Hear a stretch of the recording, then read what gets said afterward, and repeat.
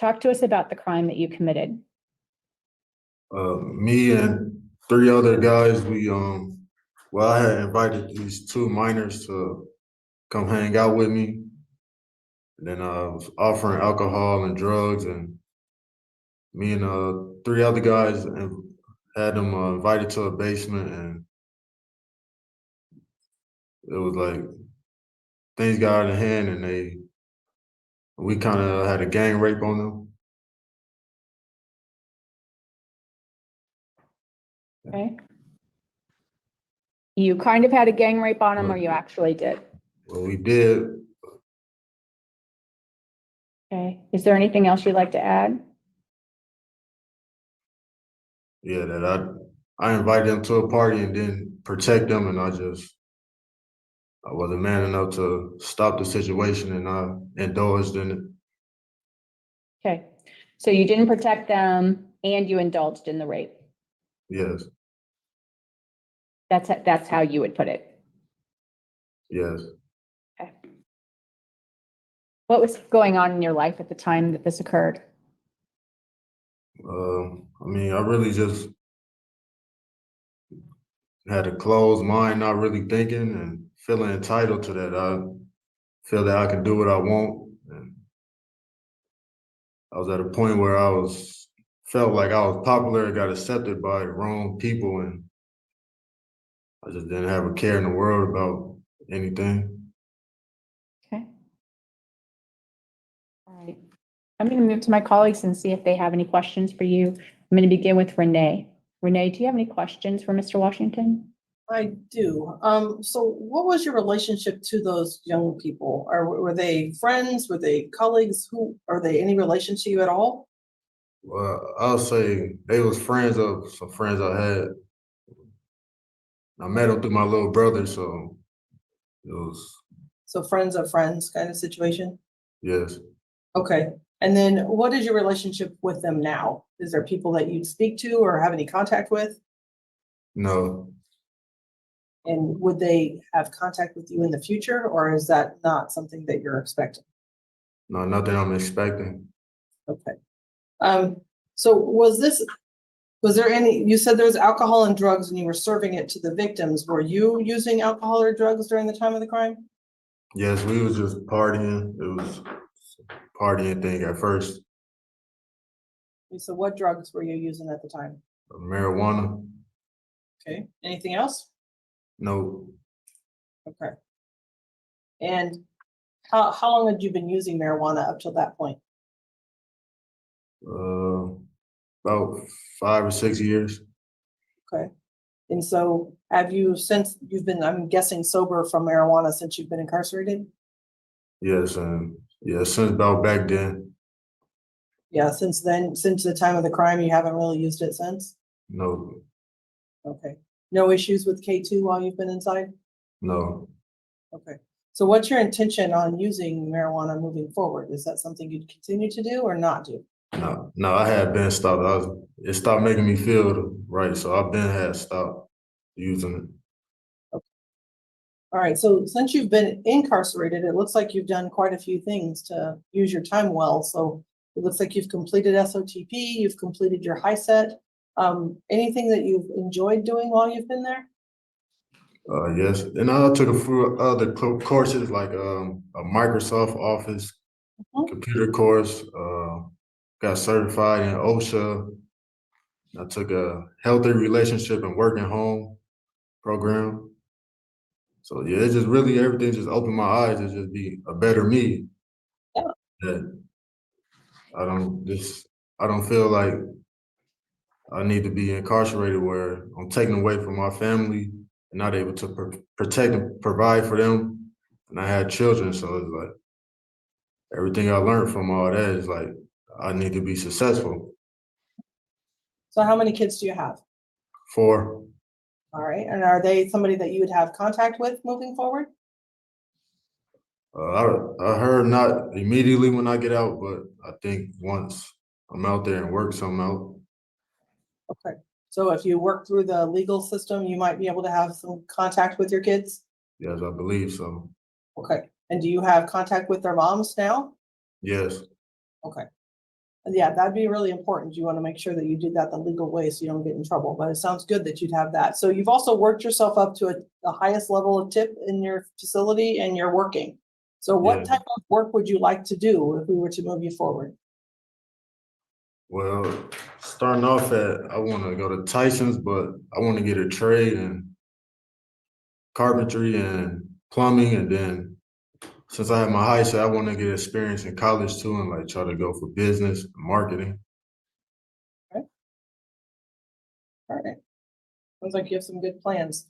My last question for you are who supports you in the community? Who's out there rooting you on and cheering for you? I mean, my grandparents have a lot of ties in the community, like pastors, and they know the mayor, and it's a lot of people who, rooting for me. Okay. And Yeah. willing to help me stay down the right path. Yeah. Okay. So you've got people that want to help you be successful, turn this around and not live this life anymore? Yes. Okay. Well, thank you so much for answering my questions. I appreciate it. Thank you. Thank you. Meredith, do you have any questions? Yeah, I have a couple of questions for you, Mr. Washington.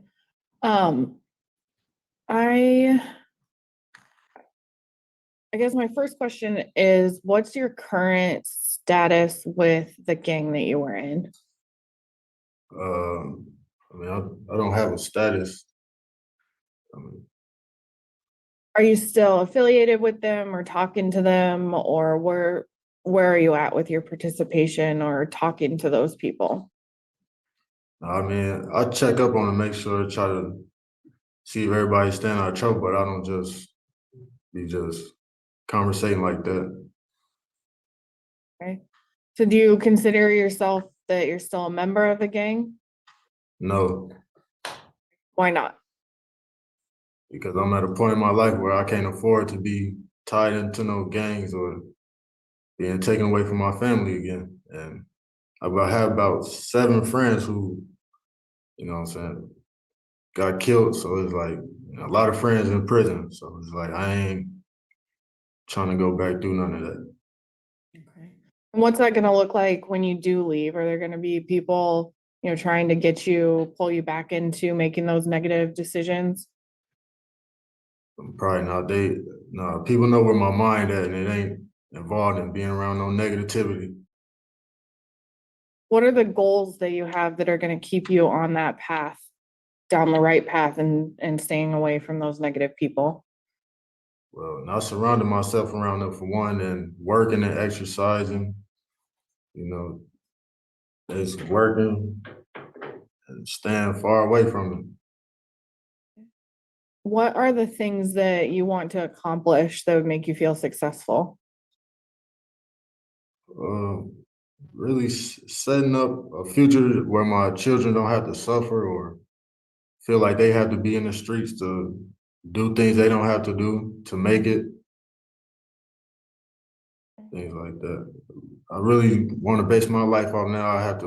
Everything I do, I have to wonder if it's going to affect my children. So I just try to go down the right path where I'm not hurting anybody else. Okay. What are your goals after work release? Do you want to stay in the Waterloo area?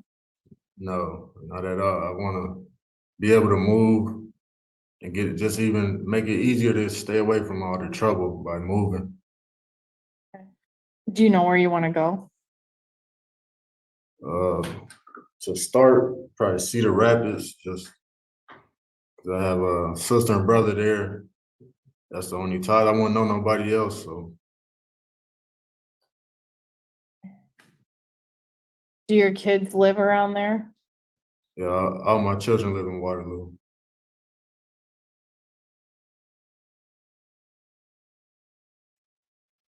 Other than work, what kinds of things do you like to do in your free time to keep yourself busy?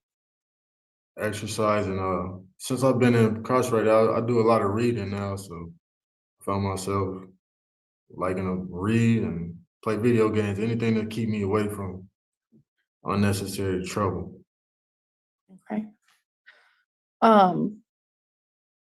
What is what are one or two things that you're most nervous about for leaving prison and transitioning out?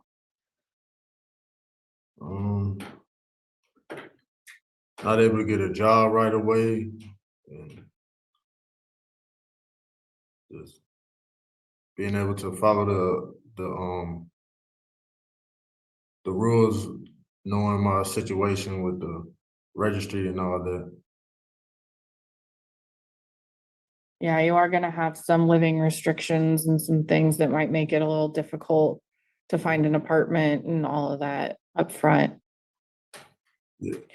They do a good job in the work release of getting people jobs. As long as you can work and you're willing to work, they'll find a place for you. But yeah, you're right. The residency restrictions, you might end up being at the work release a little bit longer than some people while you try to find an apartment that works for you. But there's resources there and there's people there that'll help you find places that fit in those residency requirements. Cause yeah, you don't want to go out and, not report where you're living or live somewhere you're not supposed to, because that'll send you right back here. Right. Those are the only questions I have for you though, Mr. Washington. So thank you. Okay. Thank you. Thanks, Meredith. So I have a follow-up question. I'd like for you to share a little bit more with us about what you learned in SOTB. Well, I learned different ways about consent too, because I was thinking that somebody could consent under the influence intoxicated. I learned that that's a no. And really doing the life story had opened my mind up about that the way I was living was wrong and I shouldn't have been doing what I was doing and blaming others for what I was doing. And it just opened me up just to have courage to be a better me and take accountability for my actions. I appreciate you sharing that with us. So I'm gonna ask my colleagues if they have any follow-up questions. I do not. So Mr. Washington, now it's your opportunity to share with us anything further you'd like for us to know today. That I feel I deserve a second chance to go out and show my family and the community that I've changed and I'm a better man now, and that I just want to be a positive role model in people's lives, and I don't want to promote violence or harm anyone. Just want to be able to be successful in life and raise my children and to be great. Thank you for sharing that with us. Now's the time we're going to go into deliberation. You're going to be able to see us and hear us, but it just won't be a time for your participation. Once we have a decision, I'll come back, deliver it to you, and then that'll conclude today's interview. Okay. All right. Renee, would you like to go first? Sure. I think I can support the department's recommendation. It was a good interview. I think it sounds like he's been tired of the life that he was living and seeing the consequences of his friends and others that are making bad choices, and knows he needs to be home and taking care of his family and his kids. And so I'm willing to give him a shot for that. And so I'd be looking at the work release to be granted. I think there should be I think it's a 30A from no minors, given the situation. And on a 40A, I would see the SOTB aftercare and substance use, and then I would also like to see a 50A. And I'm willing to discuss a 20B if you guys want to, but I didn't see it off the top. All right, thank you. Meredith? Yeah, I'm gonna support this recommendation for release. I thought it was a good interview. He talked about wanting to stay away from negative people and keep himself on track to achieve his goals. I think that this does need to be a parole with a 10B because it's a sex crime. And there are residency restrictions that would make it difficult for him to be there on the work release status. So I would be looking at the parole 10B. I would do the no early discharge, so he stays on parole through the end of this, and then we'll start his special sentence. Because there was a minor, internet restrictions, talking in our shorthand, no contact with minors without approval. And then, I agree with the 40A and 50A that I was in the middle of writing them down. I think there was SOTP aftercare, Yes. substance abuse, Yes. and then a 50A. Yep. Yes. I agree with all of that. I agree with all the codes that Meredith has put forward. That's what I had. And I too thought this was a pretty good interview. I'm looking at a TDD date coming up pretty soon. I think that we should go ahead and have some time, to get him out, get him stabilized before he gets to the special sentence. So I'm going to go ahead and deliver our decision. Mr. Washington, we thought this was a good interview. We appreciated the information that you shared with us. You have some plans following work release, and that's important because you won't be in work release forever if you're doing the right things. And as Meredith shared with you, there are people there that are experts in their field that will help you in gaining that employment. You said it's what made you nervous. We want to make sure that you are as calm as possible as you enter the work release so that you can find the path forward so you don't reoffend. Does that make sense? Yes. All right, so make sure you have good contact with your PO and work with them because they're there to work with you. They want you to be successful just like we do, all right? Yes. Okay, so what we were talking about, PGD3, that's a parole into the work release facility. It helps us with record keeping as you get ready to go out on your special sentence. So you are going to work release, okay? Yes. All right, and then in addition to that, 20A, because there's a minor involved, we add that 20A, which is limited internet usage. You'll be able to use the internet, you'll just use it under the purview or the direction of your PO. You'll be able to job search, things like that. No one's going to keep you from, being successful. Does that make sense? Yes. All right. Then in addition to that, we're looking at a 20B. There'll be no early discharge of the sentence for which you are serving. So this sentence will TDD October 26th of 2025. At that time, that's when you will go on to your special sentence. Okay? Okay. All right. And then in addition to that, we think there's some things that will be helpful to you as you're searching for a job and you're looking for supports and connections. We believe that you should continue with SOTP aftercare, that cognitive help. And then we also want you to engage in substance abuse treatment. And then we also are looking at a 50A. And what that means is that you will not go into establishments that's primary activity is the sale of alcohol. So don't go into liquor stores, don't go into bars that don't sell like menu of food. Do you understand? Yes. Do you have any questions? No. All right, sir. Well, we wish you the best. We want you to be successful. Thank you. And thank you for this opportunity. Thank you. This concludes our interview.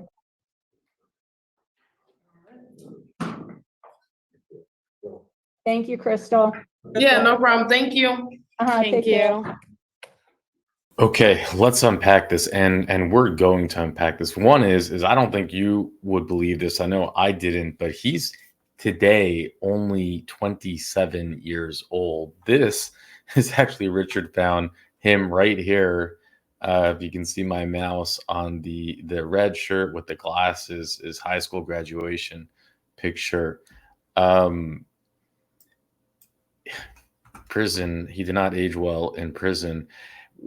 These Iowa hearings that taken a while to get used to. It's just like, I don't really know what they came up with. I mean, he was sentenced, if I understand this correctly, he was sentenced in 2018. So 6 years ago. And in 12/4/2018, basically 2019. His good time date is 2025, so he's getting out in a year anyways. So he really received kind of a light sentence but it looks like the maximum, they call it a life 4+ life special sentence. I don't know what that means. We're gonna have to figure this out in Iowa. But anyways, we'll read through the details of the crime, and then I might surprise you with some craziness that Richard found, which basically, I just viewed Iowa as a pretty right-leaning state in terms of, the conservative values. But man, some of these kids actually got out of prison after being convicted on a technicality, which I'll explain to you. And then one of them his co-defendant got a job. And when the technicality was overturned by their Supreme Court, and he was fired from his job when the employers found out that he was convicted of gang sexual assault on children, another judge, he filed for unemployment, and then the judge awarded him unemployment. So you have a convicted felon getting unemployment because he lost his job because it's just craziness, stuff you wouldn't expect in Iowa. But we'll go over the court details. So we'll get all the details. I mean, all of it on how brutal this was. This was brutal. This was a crime that you would just think that someone would get more than a maximum. I mean, I guess again, I'm confused about what the life special means, but the bottom line is it seemed that his good time date was next year, no matter what. So let's go into this.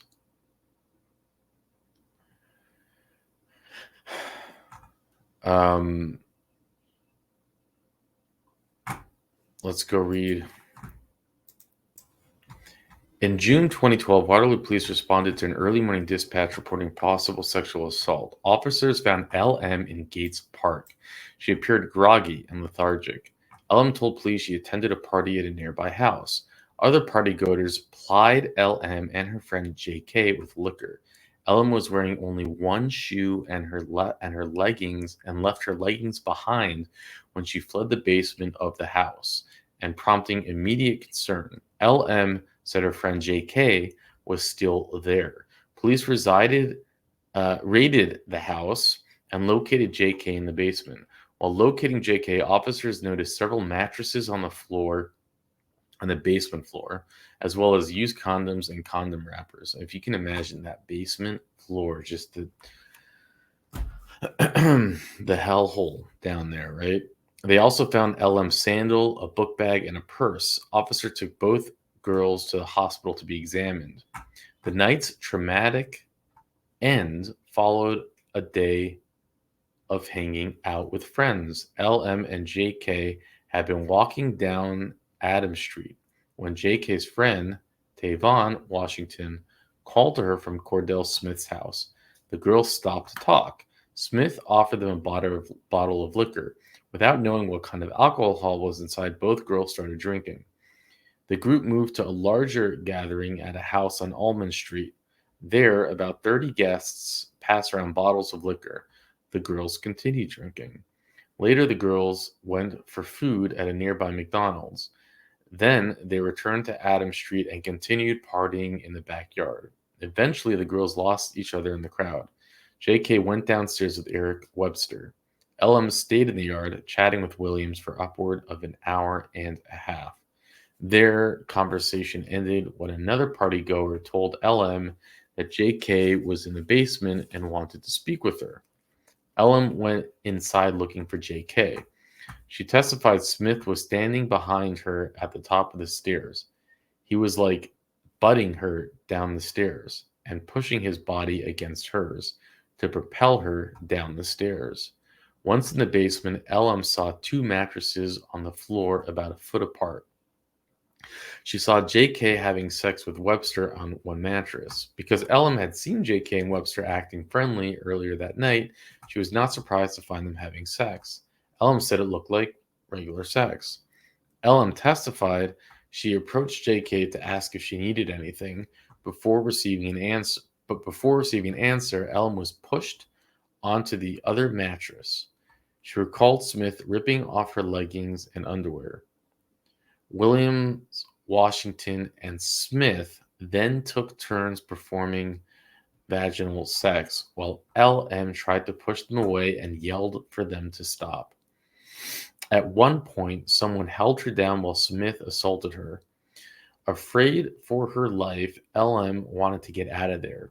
She sensed an opening when Williams, Smith, and Washington left her and surrounded JK on the other mattress.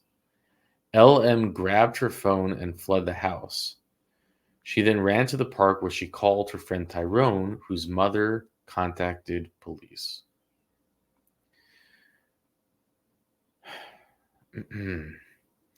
During their call, LM told Tyrone she took some pills, passed out, and woke up to being sexually assaulted.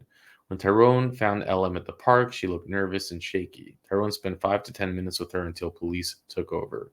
One of those officers, Andrew, talked to LM in the back of his squad car.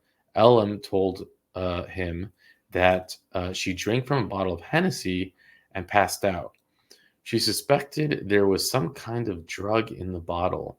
The officer testified, "She told me that because she doesn't remember falling asleep." LM also said that 3 men assaulted her. Another officer testified that LM said she had been laced, meaning someone had given her narcotics without her knowledge. And of most urgency, LM told the officers JK was still in the house, prompting a raid. And this was part of their appeal, was it constitutional raid type of thing.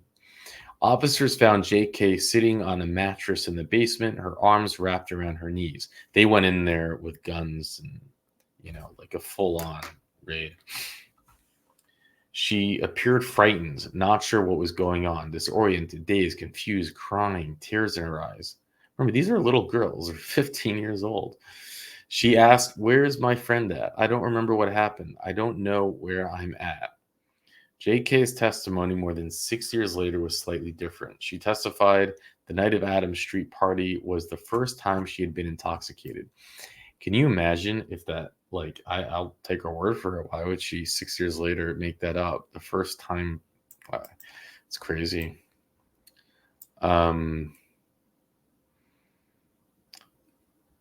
She said she felt weird, felt sick, dizzy. She did not know what kind of alcohol she drank, only that it was a clear liquid in a bottle.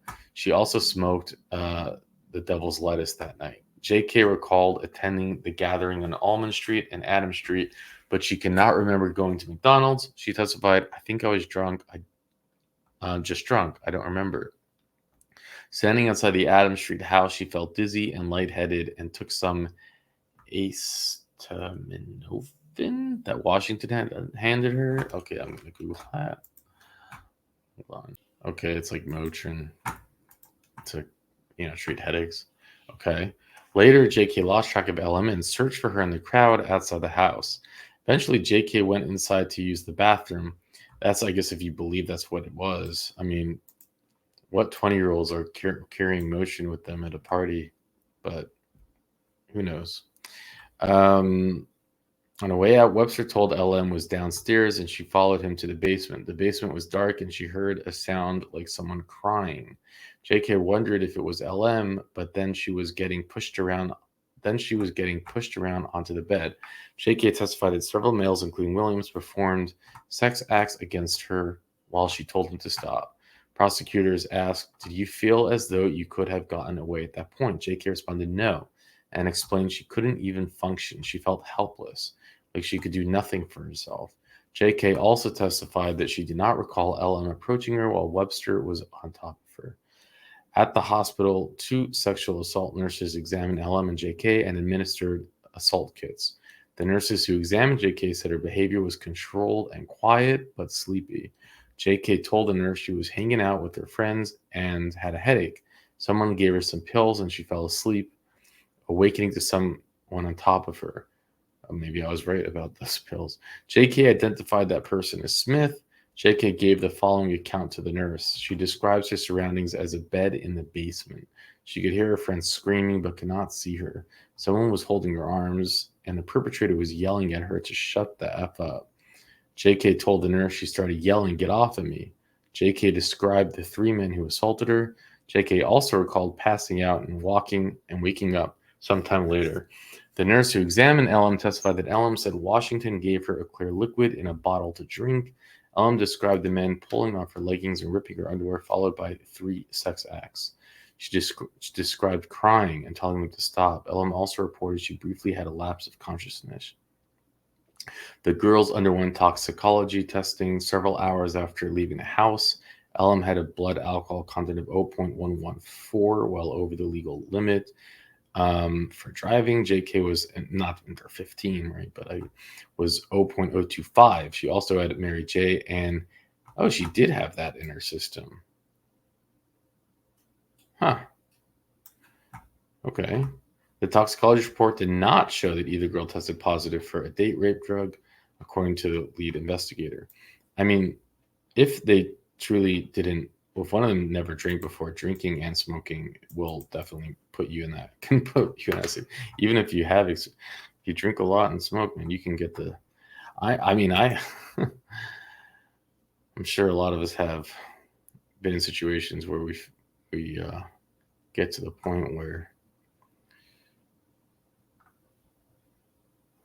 Okay, so before the raid, police stopped Williams as he left the Adams Street house. He agreed to an interview, waived his Miranda rights, and submitted to a DNA test. Williams initially denied knowing the girls were in the basement, but eventually admitted to performing on both of them, insisting it was consensual.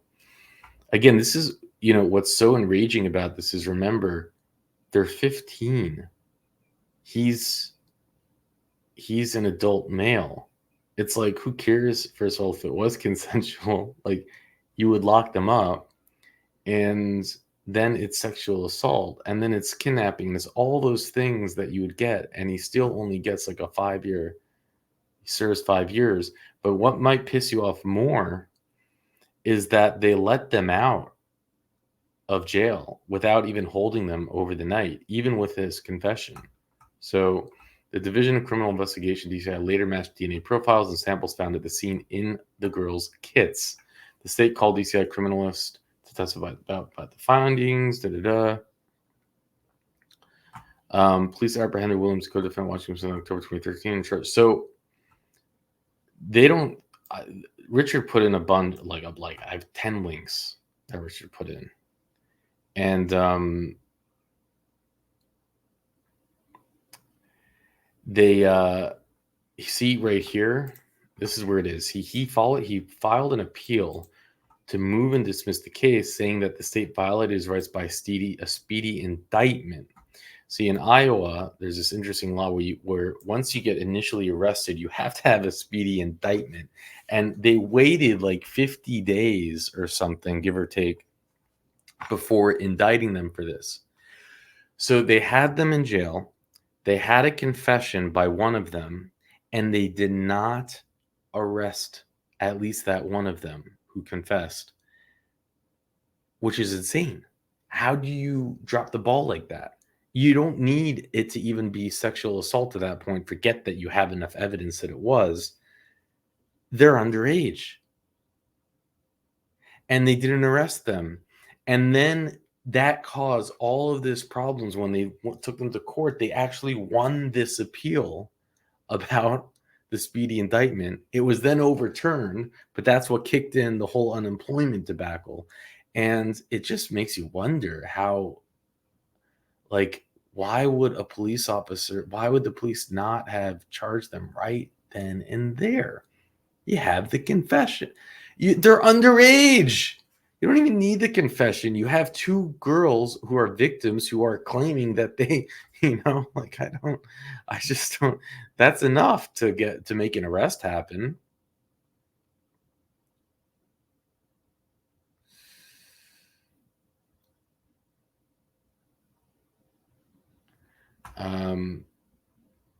They go through the different this and that, that's and this. There's I'm not going to go through all the articles because, it's like a short hearing, and to have these long unpackings, I just don't think they go that well. But, there were a bunch of other articles that I shared, I guess, like just verbatim with you a little bit. But, they kind of went in with the SWAT team. They found the boys there. They found the other girl still on the couch crying, which I mentioned.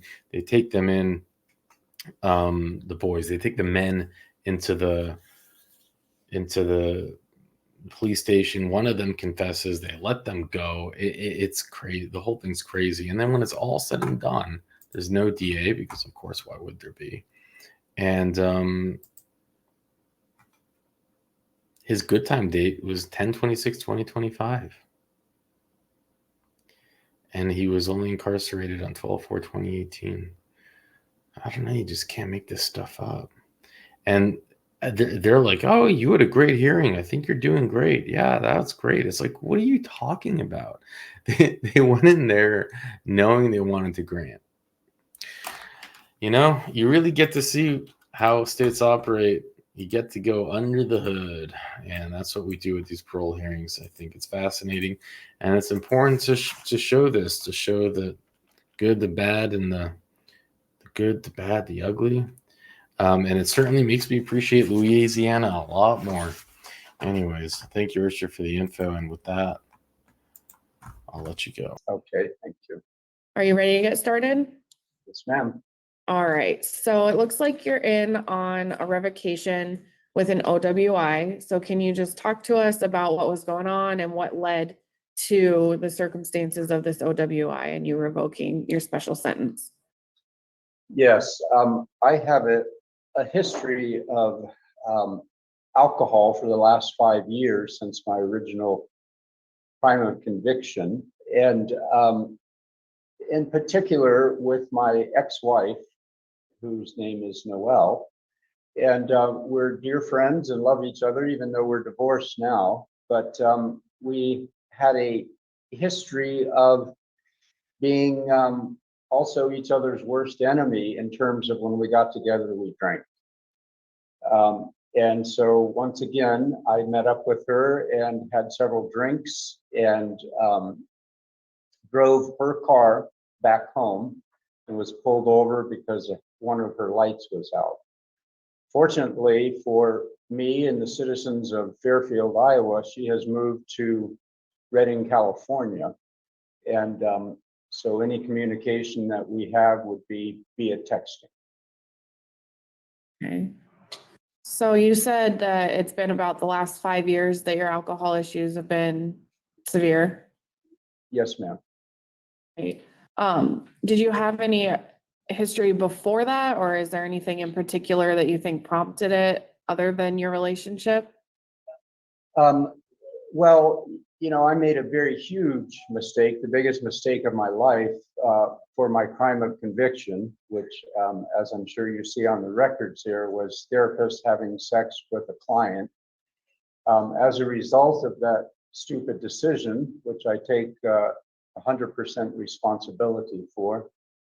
So as a result of that, I understandably lost my wife, lost my career as a clinical psychologist, and felt, in spite of my years, 2 decades of telling other people how to get out of depression and anxiety, couldn't do it myself.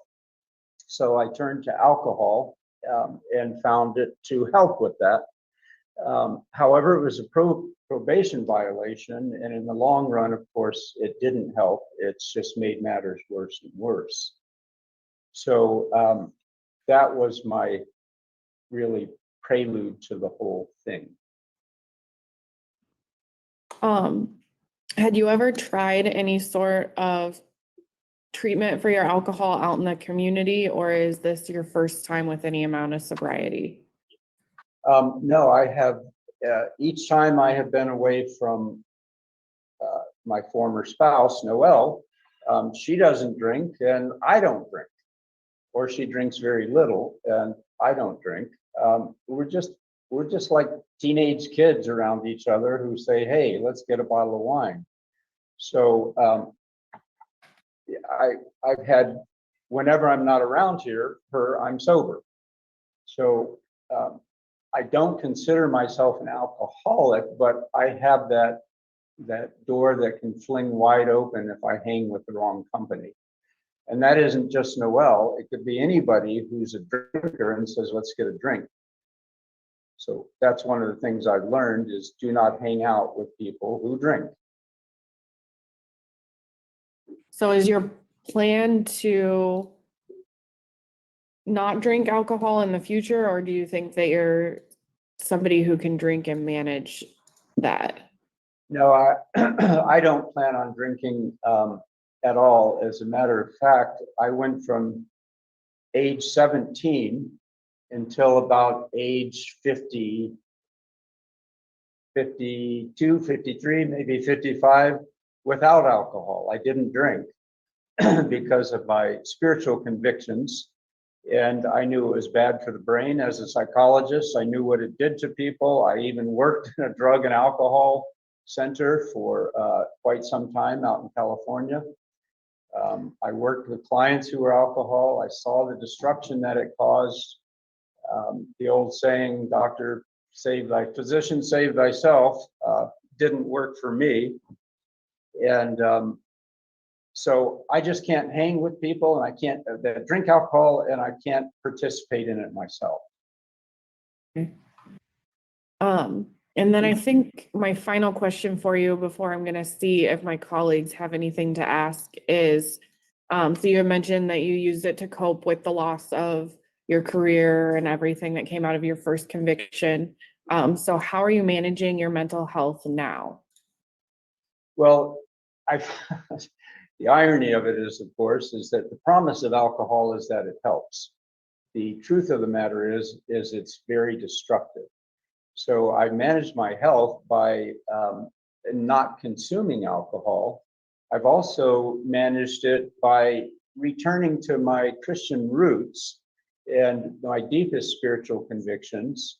So I have spent probably 150 to 200 hours in here in reading scripture, meditation and prayer, that kind of thing, which has really helped me. I've attended AA.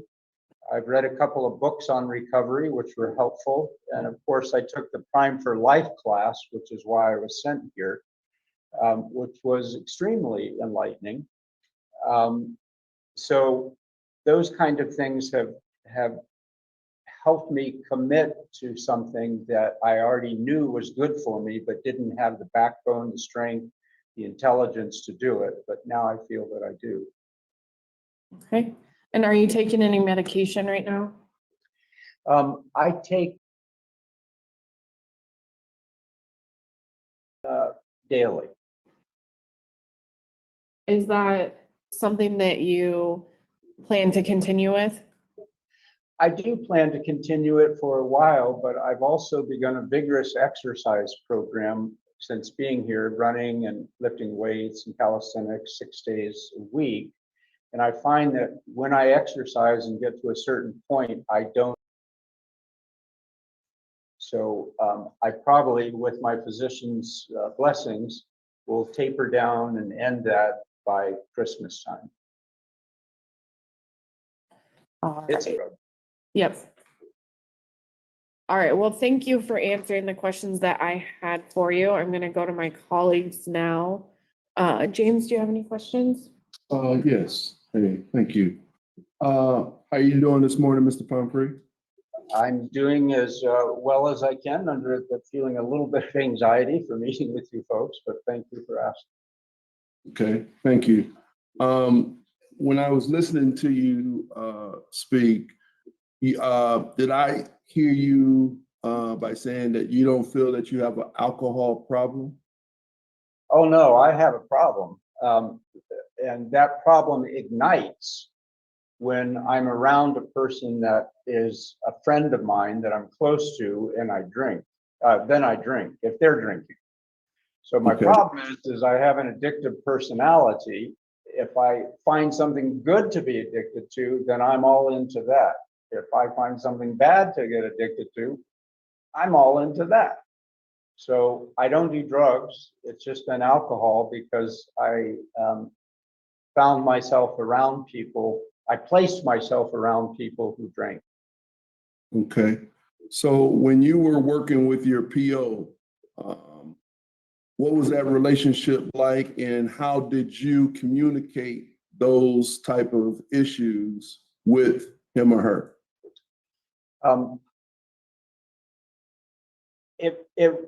I hardly had to communicate it. She was very perceptive and she said, okay, you've been arrested for alcohol many times or had your PO officer come by, not the PO officer, but the high risk unit or whatever it's called, come by, and you're always drinking with this one person. So it seems like when you're by yourself and the PO officer, the officer comes by, you're not drinking. So she linked it up and said, you drink with this person, stop seeing this person. I didn't take her advice, her order really. And so when I was around Noelle, I continued to drink. And I'm not blaming Noelle in any way. She's a wonderful person. It could have been, you know, John Doe off the street with a bottle of alcohol. So I just don't need to hang around alcoholics. Okay. So did your PO have you on the GPS unit? Yes, sir. Okay, and when there was the scheduled checks to your place of residence, Yes. what happened with that cooperation? There were several checks where I had been drinking. There were several checks where I had not been drinking. Most recently, say back from November of 23 until about, maybe June or July. I'm sorry, November of 22 to about July of 23. So I was sober most of the time because I didn't have anybody to drink with. When a person came around that I was drinking with, then I would, of course, be found to be drinking. And there were also occasions when I did not hear the officer at the door because I'm legally deaf. I don't hear out of my left ear at all, human voice. And I've lost about 40% out of my right ear. So the officer says he came by on a few occasions and I didn't answer the door. I lived in a basement and just did not hear it. So, you know, it's still my bad. I should have figured out a way, and I have a way now through Chime and Google, where the alarm will ring on my phone right next to my bed, and I can answer the door. Okay. When you were, let's just say, struggling with the consistency of your usage of drinking, did you bring that to your PO's attention to try to seek help, or how did that go? Yes. I told my PO about it, and she knew about it because I had been arrested several times for it, or at least warned by the officer coming by the house. And of course, my PO got notices of that. So she recommended that I do some counseling, which I did, and found it moderately helpful. But then I started going to AA, her recommendation, and I find that more helpful because I'm with people who understand the addictive personality. So I went to AA fairly regularly, but I still slipped up.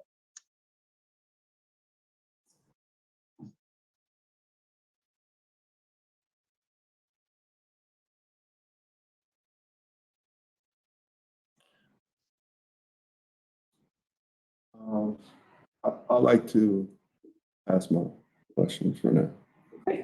Susie, do you have any questions? I have one. Thank you, Meredith. Good morning, Mr. Pomfrey. Good morning. Can you tell us a little bit about how long you've known your friend in Fairfield that you'd like to transition to following the detainer? I'm sorry, the person that what?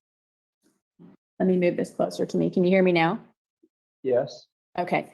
I'm asking about the residents that you would like to parole to eventually. Can you tell us a little bit about your relationship with that person? Yes. Are you talking about Mary?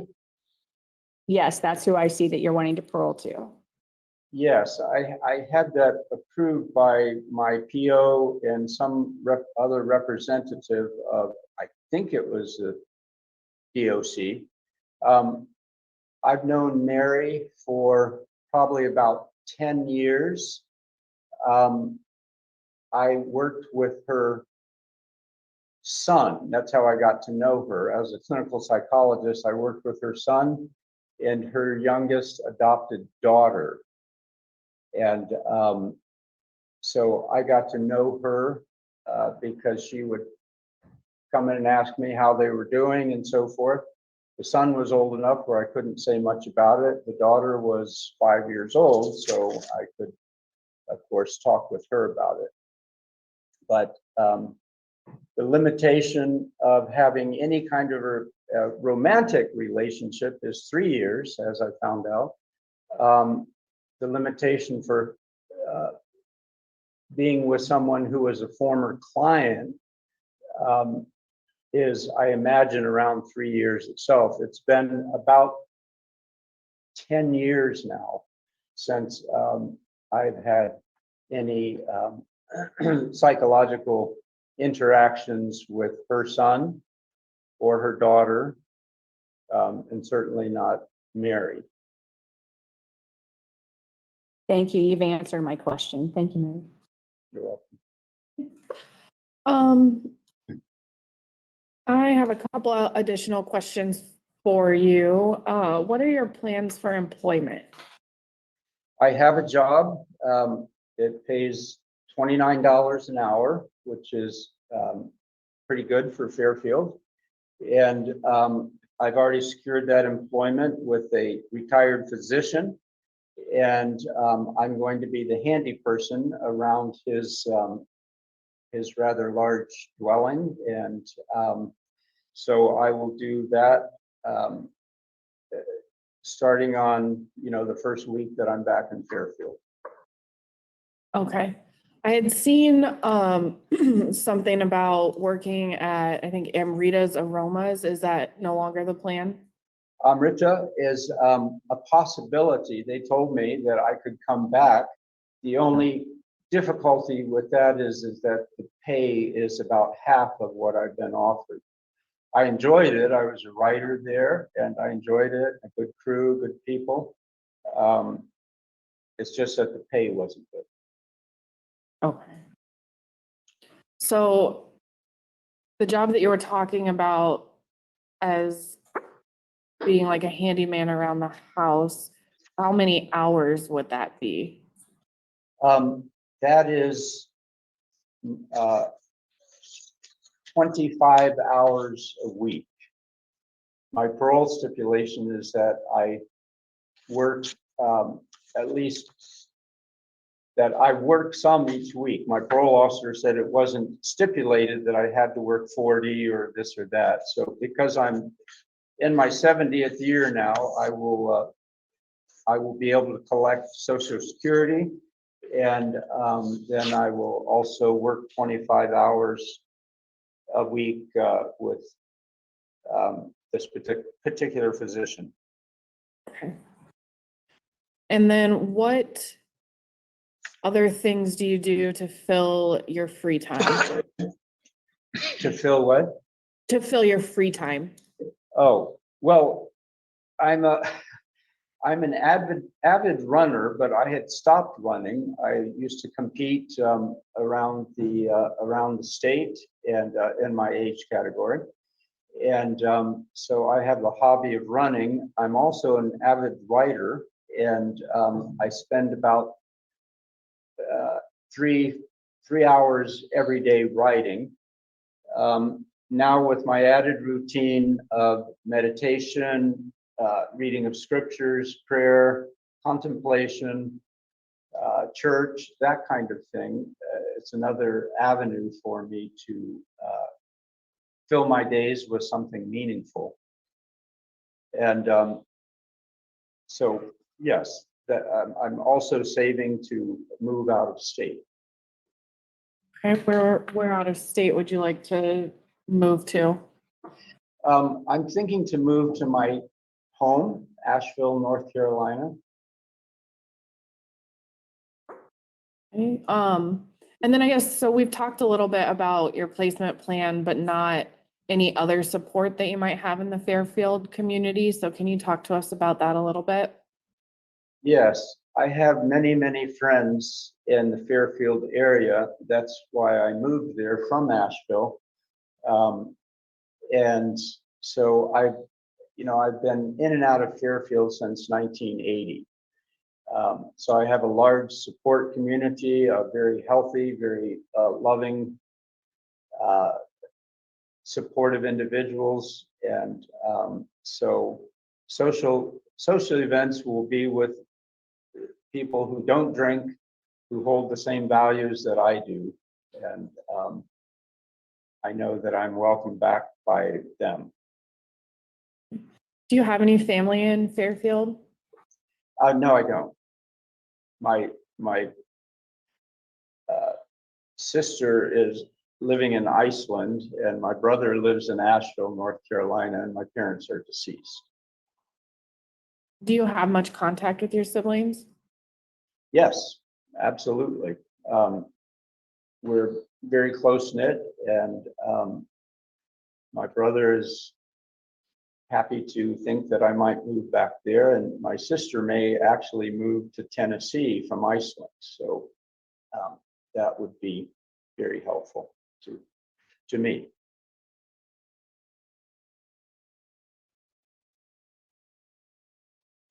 Are you aware of, any, backlash that your victim has had in Fairfield with you being, it sounds like you have a lot of friends, that you had, a long professional career there. Are you aware of any backlash or any harassment that she's gotten in the community? I am not aware of any backlash. I'm under court order to stay away from her, which of course I would without that court order. I have a no contact order. But I have not had any contact with her in any way since the court hearing in November 2018. So I'm not aware of that. And, I just want to stay as far away from that as possible. Okay. And, I'm not talking necessarily about contact that you've directed, but are you aware of, any community members maybe being negative toward her for, sending you to prison, or your ex-wife sending her any communication? I'm aware of my ex-wife's sending her some communication, which she told me later she regretted and sent an apology to this person. So I'm aware of that, and Noelle tends to send too many texts when she's tipsy. So I am aware that my victim has probably had some difficulty from my so-called supporters, or people who know me. And I'm very, very sorry for that. I'm very sorry for ever, breaching my standards and breaching what's morally right. It's just, like I said, the worst mistake of my life. And if I could apologize to her, I would, but I can't because of the no contact order. And I think that she probably wouldn't want to hear from me anyway. How do you think you going back to the same community again would affect your victim?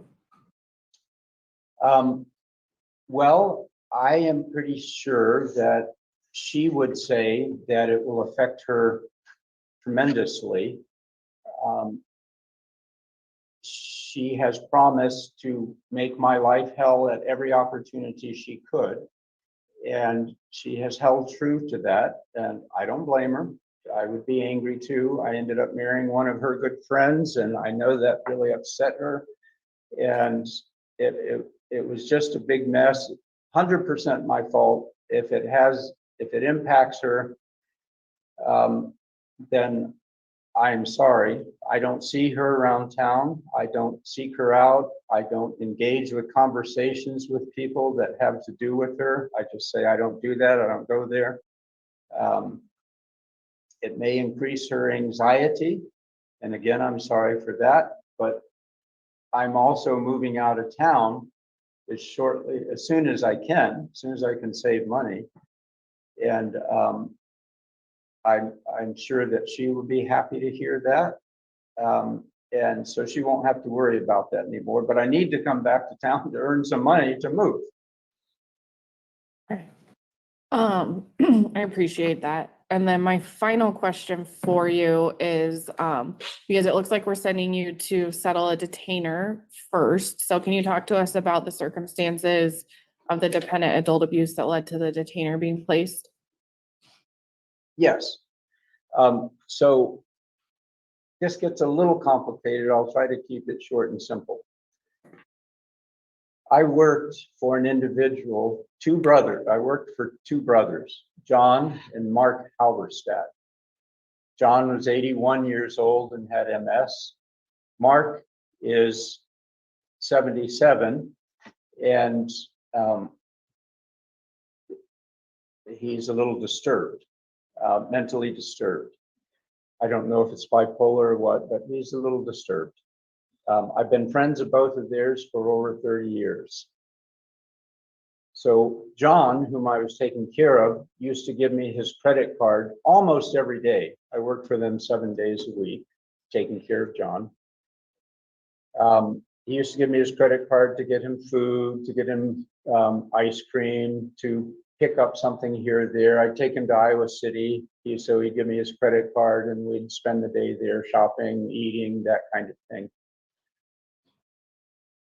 When the day I got arrested for drinking, John gave me his credit card to bring him the next morning some ice cream and some cookies and things like that.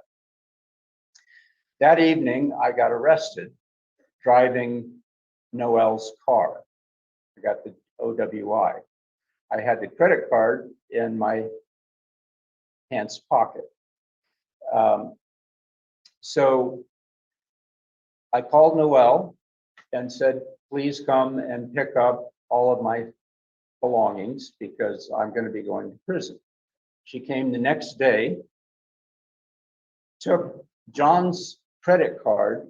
She's also a very good friend of John's. John had offered her $2,000 to help while I was in jail and all of this stuff. And he'd always told her, you can use my credit card if there's an emergency. So Noelle took the credit card, got her car out of hot. Mark, not knowing that, thinks that I used his credit card, although I was in jail at the date that his credit card was used. So Mark, being a little disturbed, filed a complaint and had me charged. I can't argue it or deal with it until I'm out of prison and back in Fairfield and the detainer becomes activated. And then I can tell my attorney to please go in and inform the court of what actually happened and have this dismissed from my record. I could not have used it, the credit card, while I was in jail. Okay. Thank you for that explanation. Susie or Jesse or James, any follow-up questions? I have one. Okay. So Mr. Pomfrey, you talked about that you had engaged in AA in the past. Is that correct? Yes, ma'am. Okay. What's your plans regarding AA in the future? Well, I was like a 2 times a week guy at AA. That's what my PO has suggested, to go at least 2 times. But I'm going to bump that number up. I'm going to bump that up to 5. I'm also, as a therapist, I have always enjoyed therapy myself or found it useful. So I'm also going to engage in my own personal therapy when I go back to just make sure that my addictive personality gets targeted in a life-supporting, helpful direction as it was for the previous 45, 48 years prior to beginning drinking. Thank you. Will you seek out a sponsor, or have you had a sponsor in the past? I have had a sponsor in the past, and I will absolutely seek out a sponsor. It's important to have somebody who will volunteer their time to be on call for you when there's not an AA meeting, and you got an invitation to go to a party, and you know there's going to be alcohol there. It's important to call and say, hey, look, do you think I can go there and handle it? And I know what he's going to say, but it's helpful to have that person there. When they say that, if they say that, what's your action going to be? Well, I know what this person is going to say. Forget the party. Come to my house and we're going to talk. And because we've also are friends, my response is I'll be right there, because I'd rather hang out with him than just about anybody. Thank you for that. So you talked about therapy. When we're talking about therapy, we're talking about mental health therapy. We're talking about cognitive behavioral therapy. What do you think is going to help you? Well, the research shows that out of the 5-6 major forms of therapy, that cognitive behavioral is actually the most effective for addiction. And I don't want to lay on the couch for 15 years and look at the ceiling talking about my mother. So cognitive behavioral is very quick, it's direct, it's powerful. And that's what I will go to as a cognitive therapist. All right. Thank you for sharing that and answering my questions. Thanks. Thank you. Any additional questions, James? All right, so Mr. Pomfrey, now is your time to tell us anything additional that you'd like for us to know, or anything that you might have prepared for us today. Well, some of it crept out just as we were talking today, but I appreciate the opportunity to say a few words.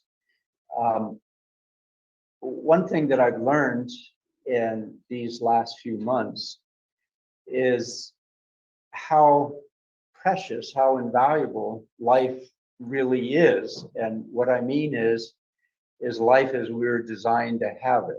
Life in freedom, a life of productivity and contribution to our family, neighbors, friends, and to be a meaningful, productive member of society. Prison is pretty much the opposite of that. I have found prison to be a near-death experience, so to speak, and that the courses I've had here in the AA and the Prime for Life course were very helpful, but as a way of daily life, it's a waste of life. And I don't want to waste my life ever again. And not for a day, not for a week, and certainly not for 9 months. So prison may not be helpful in many ways, but it sure is helpful in motivating me not to come back here again. It's given me an opportunity to use it as a part-time monastery. So that part has been helpful for the soul searching and planning a new life, and exercise program and so forth. Eventually, what I hope to do is to, in some way, help out with the prison system. My experience in being here is that prisoners don't really listen to people who don't have any idea what prison is like or have never been a prisoner. I have a set of skills, even though I don't have a license anymore as a psychologist. I have a set of skills that I hope someday may be helpful in terms of alcohol treatment or in terms of self-improvement that I could use in the prison systems of whatever state will allow me to come there. I hope that's my home state of North Carolina. So I think that a person who has been in prison and experienced it will have a greater influence on people who have been fortunate enough not to have that experience.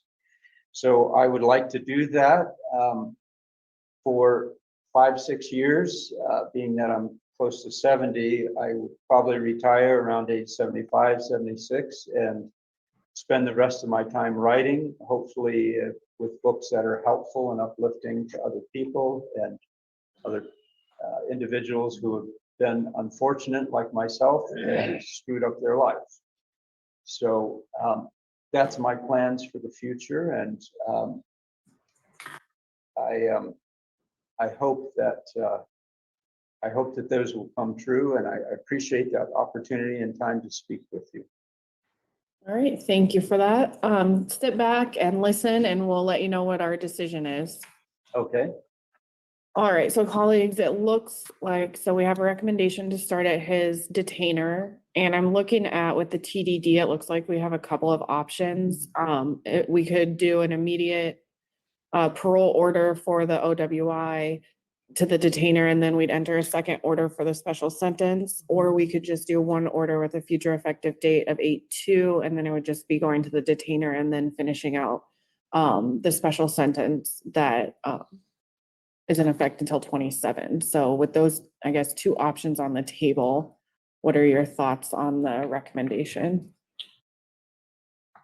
I wouldn't mind listening to those two options, the second option.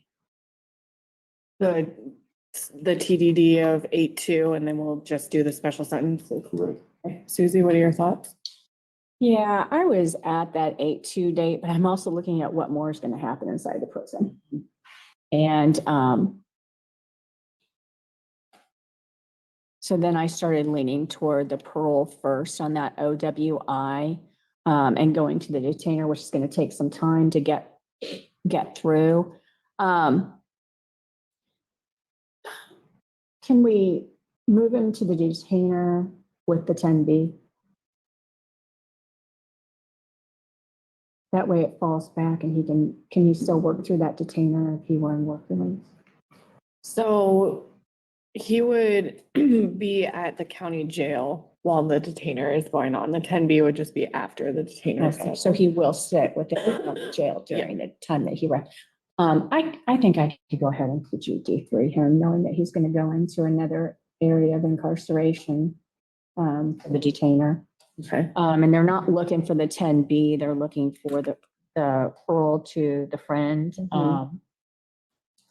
They've obviously looked at the years and all of that. I was a little bit concerned about that relationship. But there are laws that we abide by concerning those. So I think I could PG D5 him today to that detainer with Jefferson. Okay. Yeah, I'm a little bit on the fence myself between the two. I think that, I definitely see the appeal of doing it on 8/2, but Susie makes a good point that there's not going to be much else going on in the next 6 weeks as far as any programming or anything. I imagine the detainer will be settled fairly easy or fairly quickly, I should say. I just don't know that I see a huge benefit to holding him over for an additional 6 weeks, just especially with the population, and then just the time frame is short, but I can hear what your thoughts are. I know I'm the one that proposed it, so that's probably confusing, but just wanted to put everything on the table. No, it was confusing, but I was just looking at it as an option that I see fit. Understand the time frame and the nature of being considerate towards the numbers that are populating. My concern still is with the detainer. And we had an example of that where he refused to have the proper relationship with someone that was helpful or could have been helpful for him. And so that's why I looked at pretty much the second option. Would adding that GPS monitoring in the 40A help you if we did it effective now? Then when he went out to the friend's house, we could add that for some additional oversight of the PO. I think that could be helpful. I think we have to find a way where he embrace expectations. Being a professional, a former professional that he was, and being considerate towards what expectations are, and taking it more seriously. I could be moved with provisions in place. Okay. All right. So it looks like, so we are gonna do, so this would be the parole, regular parole to the detainer. And then we will not need any sort of 10C or 10B because he will go to his friend's house after that.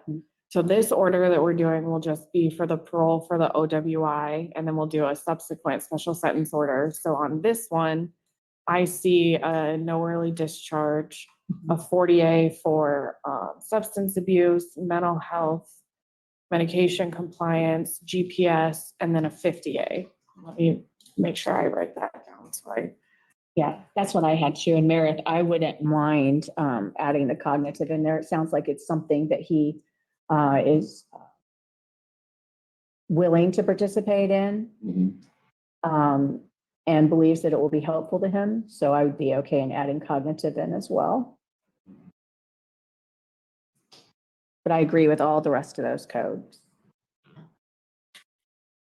Agree with those codes as well. do you think with that cognitive, would you prefer that to be in a group or an individual setting? And the reason I ask that is if you look at the diagnosis list, I think it might be better in a one-on-one than a group setting. I agree with that. So, how do we want to phrase that? Can we just do a one? Mental health to include cognitive Yeah, programming? Yeah. Yeah. Okay. Definitely. Okay, so Mr. Pomfrey, you heard our discussion and we are going to grant your parole to your detainer today. I'm gonna discuss a little bit of what we were talking about because you do have the OWI and then the special sentence. You're gonna end up with, for a couple of months, you're gonna have two separate orders and then it'll go into your special sentence. And so what we're doing today is we're granting it as a parole on the OWI. And then your counselor will enter, within the next week or so, matching special sentence revocation or special sentence order that we'll do without you coming back. And we have to do two of those because it's two separate crimes. So your parole order for your OWI has to match the OWI, and then your parole order for the special sentence has to match the special sentence. So that's why it gets a little complicated. So today you're going to go out on a parole to your Jefferson County detainer. Once you settle that, you'll go to your friend's residence. That's your approved residence by the field. So you will have all the standard terms of parole when you leave that your PO will go over with you. And then you'll have some additional terms, which are what we were discussing. So the first one is a 20B, which is no early discharge. So you'll stay on this parole order until August 2nd, and then it'll all roll into your special sentence once that discharges. The 40A are the treatment codes. So we are going to start you out on GPS because your risk level is a level 4. And then we'd like you to address mental health with that cognitive-based treatment, which it sounds like you're on board with. We'd like you to find some sort of substance abuse aftercare. And then the medication compliance, you talked about wanting to taper off, and that's great. It doesn't mean that you're stuck with the meds you're on or stuck with meds at all. It just means that your tapering needs to be with a professional and not on your own. And then the final one is the 50A, which is no drinking alcohol, and then no being places where alcohol is the primary activity. So that would be places like liquor stores or bars that don't sell food. Yes. Very good. Thank you. Thank you very much. Do you have any questions for me about what any of those conditions mean? I do have a question, and it's about the special sentence. Okay. And when my special sentence is over, am I done completely and off of probation or off of parole for good? Yes, so when that TDDs, you'll be off of parole. Without having everything in front of me, though, I'm not sure about what your sex offender registry requirements are because we don't deal with that on our end. So I can't speak to any registry requirements, but as far as parole supervision, that's done May 27th of 2027, as long as there are no future violations of your special sentence. Okay, I was just asking because, you know, there's a ton of jailhouse lawyers around here, so to speak, pejorative term, that none of them really seem to know what they're talking about. But some people have said, oh, well, if you went to prison on this and you're an SO, a sex offender, then you have to start probation all over again. You'll have another 10 years, 5 years of probation, 4.5 years of special sentencing, so forth. I've never heard anything like that. So I think that I can be able to help you with that and trying to figure that out as opposed to the board. okay, So we'll sit down and I'll get some information about that, give you the direct information. very good.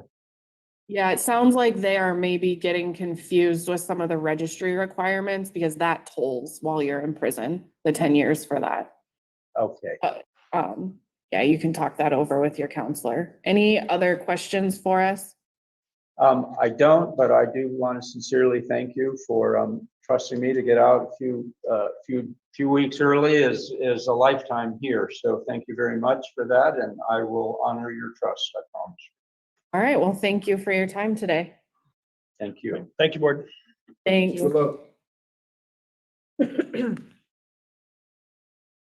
Wow. And all of that, and it was just to get released a few weeks early. I don't know what I just saw, but I feel like I need therapy now after watching this. That was just so bizarre.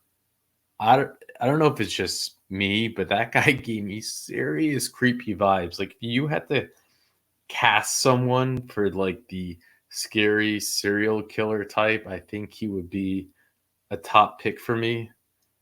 I don't think I'm just being mean, but I mean, this was a ridiculous parole hearing. I felt like Noelle was the one on parole. How many times did he mention her name? I mean, if it was a drinking game, I'd be plastered by now. Oh, Noelle, Noelle, Noelle, Noelle, Noelle, Noelle. Oh, it's not her fault. Oh, it's because I'm around her that I drink. Oh, it's because, like, what are you saying? Oh, then his friend who's bipolar, who he has a detainer for because he's used $1,000. That is, it's like, who you think. And the parole board, like, I get that he was, you know what? Here's the thing. This Iowa parole board is just incredibly unimpressive. From what we're seeing. And this is a time to send a message. You can deny him. It's like, keep him there for another how many weeks, deny him and say, you know what? You weren't honest. You were blaming other people this entire time. You have a detainer. Oh yeah, it's so clear to me. And I think according to the law that it's, holy cow, like, you should have denied him on principle to say, you're not fooling us. And there's this guy, it's not just my, maybe I have some insight that I'll share with you. He has a record dating back to 1984 of arrest after arrest after arrest after arrest. I don't know, it's because they weren't felonies, I guess, that he was able to have a license, but there's just, let me share it with you what Richard found, and there's nothing else on his crimes, and I'm sure it happens more often than we think, where therapists have sex with their clients. Not that it's okay, but this is particularly extra creepy and concerning. But you look at these arrests, and we've seen this before, and I think it says something about someone. Now remember, these are not tickets. These are arrests. This is getting cuffed and getting booked. So you have 1984, it's just speeding thing, but again, it's an arrest. Okay, and if this is once on your record, okay, maybe it was just some jerk cop. But when it's over and over again, it makes you start to think, what is he doing to get arrested more than just the speeding? And this is found guilty. Okay, so 84, it's arrest. He does go a very long time without getting another arrest, but he gets one in 99. It's again just speeding, but it makes me wonder when then he gets another speeding arrest found guilty on 2000, then on 2/15/2000, then arrested again on 7/18/2000 for speeding. And it makes it, again, I would say, why are you getting arrested? But when it keeps happening, then okay, arrested on 3/14/2013 for again speeding, then arrested on 9/22/2014 again speeding, then arrested again on March 17, 2015, this time for a seatbelt.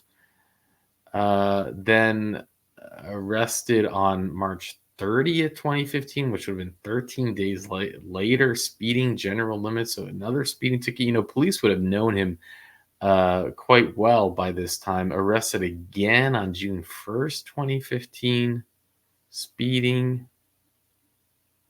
Then he has the first serious crime, which is the sexual exploitation of a therapist. This happens 8/25/2017. Then he also has tampering with the witness. Well, this is when he's arrested, 8/25, right? Tampering with the witness. Violation of a licensure, right? Now, he was given just probation for all of these charges. What we're here for is his revocation of the probation when he was getting the OWI, which of course was his ex-wife's fault. And that's when he was arrested, and then they revoked him. Oh no, he got another one actually. My bad. So it didn't stop there. He had a public intoxication a few days after the OWI, it seems. And then finally they violated his probation, which on 9/5/2023. I don't know. But oh no. I actually missed this. So he has OWI first offense on 2017, OWI second offense 12/17/2018, public intoxication 3/25/19, and then he has a third offense OWI in 2023, which gets him revoked. So 3 OWIs over a period of, I guess, like 5 years or so. I mean, you could see that he's on a clear path to just chaos, but it wasn't like it happened out of nowhere. You see all of the different arrests. I mean, just think about if you're a therapist, a doctor, someone, and you're spending all this time getting, your rights read to you, spending time in jail. It's just, there's something off about this. And, just the whole idea that you almost feel like he gives me the impressions that he thinks he's the smartest guy in the room. He's saying whatever he needs to say to get out. Oh, I'm going to go to AA 5 days a week. I think the denial should have been on principle. I didn't, I heard him not taking responsibility. I mean, he took responsibility in certain things with his initial crime of the exploitation of the client, I guess. But I heard him really blaming his ex-wife, saying, "Oh, it's not her fault. I'm not blaming her, but I just know I can't hang out with alcoholics." And it's like, you're the one locked up. You're the one who has all these OWIs. Like, oh yeah. It's like, anyways, what can I say? There's nothing else to share, but thank you, Richard, for pulling out the records. I think that really paints a picture that we didn't necessarily get while watching this parole hearing. And it's just bizarre. I mean, really, there's so much interesting things that we see in these parole hearings, but I hope that it does seem strange. He has a lot of these charges, and we've seen in Louisiana, you get 3 OWIs on top of probation violations. You're not going to just get out like a year and a half into your sentence or whatever. You would think that maybe you would have gotten a little bit more time, but I don't know. How do you feel about it? This is about keeping people on the road safe. This is dangerous, not to mention everything else. But these IO hearings, man, it actually makes me appreciate Connecticut, which is a scary thought. And with that, I'll let you go.